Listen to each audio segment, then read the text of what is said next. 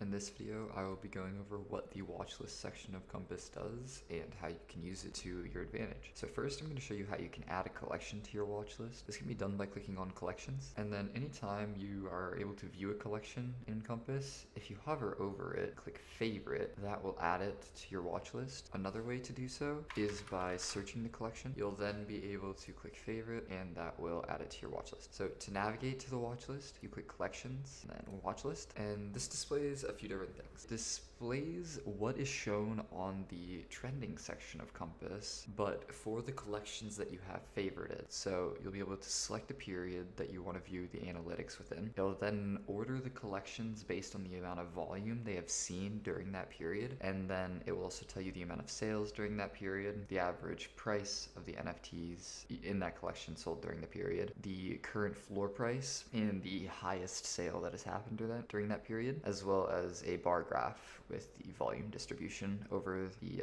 period that you've selected. And so this can be useful because there are collections that you want to specifically watch that you are very bullish on or have conviction on. You can add them to your watch list and it will eliminate all of the white noise of the trending page, and you won't have to own it like you would in your own section of Compass. So it allows you to curate a watch list of collections that you want to keep your eye on. So that is how you use the watch list section and why the watch list section is useful. I hope you enjoyed.